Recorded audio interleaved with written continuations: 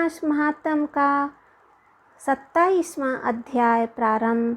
कर्क संक्रांति और सिंह संक्रांति में किए जाने वाले कार्य। ईश्वर बोले, हे सनत कुमार, श्रावण मास में कर्क संक्रांति तथा सिंह संक्रांति आने पर उस समय जो कृत्य किए जाते हैं उन्हें मैं आपसे कहता हूँ। कर्क संक्रांति तथा सिंह संक्रांति के बीच की अवधि सभी नदियों रजस्वला रहती हैं और समुद्रगामिनी नदियों को छोड़कर उन सभी में स्नान नहीं करना चाहिए। कुछ ऋषियों ने कहा है कि अगस्त के उदय पर्यंत ही वे रजस्वला रहती हैं, जब तक दक्षिण दिशा के आभूषण स्वरूप अगस्त उदित नहीं हो जाते तभी तक वे नदियां रजस्वला रहती हैं और अल्प जल वाली कही जाती हैं। जो नदियां पृथ्वी पर ग्रीष्म ऋतु में सूख जाती हैं, वर्षा काल में जब 10 दिन के न बीत जाए तब तक उसमें स्नान नहीं करना चाहिए। जिन नदियों की गति स्वतः 8000 धनुष तक नहीं हो जाती तब तक वे नदी शब्द की शब्दावली नहीं होती, अपितु वे गर्त कही जाती हैं। कर्क संक्रांति के प्रारंभ में 3 दिन तक महानदियाँ रजस्वला रहती हैं। वे स्त्रियों की भांति चौथे दिन शुद्ध हो जाती हैं। हे मुने, अब मैं महानदियों को बताऊंगा, आप सावधान होकर सुनिए। गोदावरी, भागीरथी, तुंगभद्रा, बेनिका, तापी, पयोष्णी, ये 6 नदियाँ बिंद के दक्षिण में कही गई हैं। भागीरथी, नर्मदा, यमुना, सरस्वती, विशोका, विस्तृता, ये 6 नदियाँ बिंद के उत्तर में कही गई हैं। ये 12 महानदियाँ देवऋषि क्षेत्र से उत्पन्न हुई हैं।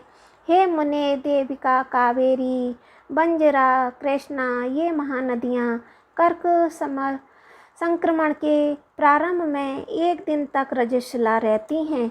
गौतमी नामक नदी कर्क संक्रमण होने पर 3 दिनों तक रजस्वला रहती है। चंद्रभागा, सती, सिंधु, सरयू, नर्मदा, गंगा, यमुना, पलच्छाला, सरस्वती, ये जो नारद संगावली नदियां हैं जो रजो दोष से युक्त नहीं होती हैं। शोण, सिंधु, हिरण्य, गोकुल, आहित, घर, ये 7 नाद पवित्र कहे गए हैं। धर्म द्रव्य गई गंगा, पवित्र यमुना तथा सरस्वती, ये नदियाँ गुप्त रजो दोष वाली होती हैं, अतः ये सभी अवस्थाओं में निर्मल रहती हैं। जल का यह रजो दोष नदी तट पर रहने वालों को नहीं होता है। रजो धर्म से दूषित जल भी गंगा जल से पवित्र हो जाता है। प्रसवावस्था वाली बकरियां, गाय, भैंसें, स्त्रियां, भूमि पर वृष्टि के प्रारंभ का जल, ये 10 रात व्यतीत होने पर शुद्ध हो जाते हैं। कुएं तथा बावली के अभाव में अन्य नदियों का जल अमृत होता है। रजो धर्म से दूषित काल में भी ग्राम भोग नदी दोष में नहीं होती है। दूसरे के द्वारा भरवाए गए जल में रजो दोष नहीं होता है। उपाकर्म में, उत्सर्ग में, कृत्य में, प्रातःकाल के स्नान में, विपत्तियों में, सूर्य ग्रहण काल में तथा चंद्र ग्रहण काल में रजो दोष नहीं होता है। हे सनत कुमार, अब मैं सिंह संक्रांति में गो प्रसव के विषय में कहूँगा। सिंह राशि में सूर्य के संक्रमण होने पर यदि गो प्रसव होता है तब जिसकी गाय प्रसव करती है उसकी मृत्यु 6 महीनों में हो जाती है। मैं इसकी शांति भी करवाऊँगा जिससे सुख प्राप्त हो। प्रसव करने वाली उस गाय को उसी क्षण ब्राह्मण को दे देना चाहिए। उसके बाद घृत मिश्रित काली सरसों से होम करना चाहिए। इसके बाद घृतियों से घृत में सिक्त तिलों की 1008 आहुतियाँ डालनी चाहिए। उपवास रखकर विप्र को प्रयत्न पूर्वक दक्षिणा देनी चाहिए। सिंह राशि में सूर्य के प्रवेश करने पर जब गोष्ठ में गो प्रसव होता है तब कोई अनिष्ट अवश्य होता है, अतः उसकी शांति के लिए शांति कर्म अनुष्ठान करना चाहिए। अश्ववाम, इस सूक्त से तद्हीणों तथा मंत्र, तिल और घृत से 108 आहुतियाँ देनी चाहिए और महामृत्युंजय मंत्र से 8000 आहुतियाँ देनी चाहिए।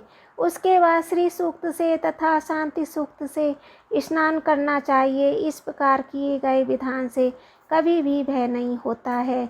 इसी प्रकार यदि श्रावण मास में घोड़ी दिन में प्रसव करे तो इसके लिए भी शांति कर्म होना चाहिए, उसके बाद दोष नष्ट हो जाता है। हे सनत कुमार, अब मैं कर्क संक्रांति में, सिंह संक्रांति में तथा श्रावण मास में किए जाने वाले शुभ फल दान का वर्णन करूँगा। सूर्य के कर्क राशि में स्थित होने पर घृत धेनु का दान तथा सिंह राशि में स्थित होने पर सुवर्ण सहित छत्र का दान श्रेष्ठ कहा जाता है। अतः श्रावण मास में दान अति श्रेष्ठ फल देने वाला कहा गया है। भगवान श्रीधर की प्रसन्नता के लिए श्रावण मास में घृत कुंभ, घृत धेनु तथा फल विद्वान ब्राह्मणों को प्रदान करने चाहिए। मेरी प्रसन्नता के लिए श्रावण मास में किए गए दान अन्य मासों के दानों की अपेक्षा अधिक क्षय देने वाले होते हैं। 12 महीनों में इस अन्य मास मुझको प्रिय नहीं है। जब श्रावण मास आने को होता है तब मैं उसकी प्रतीक्षा करता हूँ। जो मनुष्य इस मास में व्रत करता है वह मुझे परम प्रिय होता है, क्योंकि चंद्रमा ब्राह्मणों के राजा हैं, सूर्य सभी के प्रत्यक्ष देवता हैं, ये दोनों मेरे नेत्र हैं। कर्क तथा सिंह की दोनों संक्रांतियाँ जिस मास में पड़ें उससे बढ़कर किसका माहात्म्य होगा। जो मनुष्य इस श्रावण मास में पूरे महीने प्रातःकाल स्नान करता है वह 12 महीने के प्रातः स्नान का फल प्राप्त करता है। यदि मनुष्य श्रावण मास में प्रातः स्नान नहीं करता है तो 12 महीनों में किए गए उसके स्नान का फल निष्फल हो जाता है। हे महादेव, हे दया सिंधु, मैं श्रावण मास में उषा काल में प्रातः स्नान करूँगा। हे प्रभु, मुझे विघ्न रहित कीजिए। प्रातः स्नान करके शिव जी की पूजा करके श्रावण मास की सत्कथा का प्रतिदिन भक्तिपूर्वक श्रवण कीजिए। बुद्धिमान व्यक्ति इस प्रकार से ही मास व्यतीत करता है।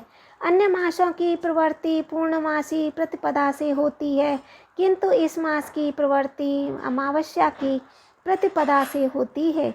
श्रावण मास की कथा के महात्म्य का वर्णन भला कौन कर सकता है। इस प्रकार व्रत, स्नान, कथा श्रवण आदि से जो 7 प्रकार की वंध्या स्त्री होती हैं वह भी सुंदर पुत्र प्राप्त करती हैं।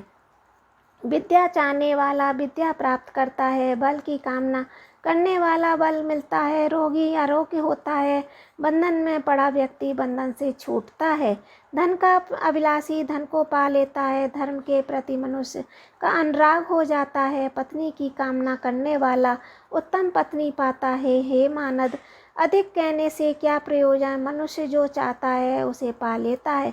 मृत्यु के बाद मेरे लोक को पाकर मेरे सानिध्य में आनंद प्राप्त करता है। कथा सुनाने के बाद वस्त्र आभूषण आदि से कथावाचक की विधिवत पूजा करनी चाहिए। जिसने वाचक को संतुष्ट कर दिया उसने मानो मुझे शिव को प्रसन्न कर दिया।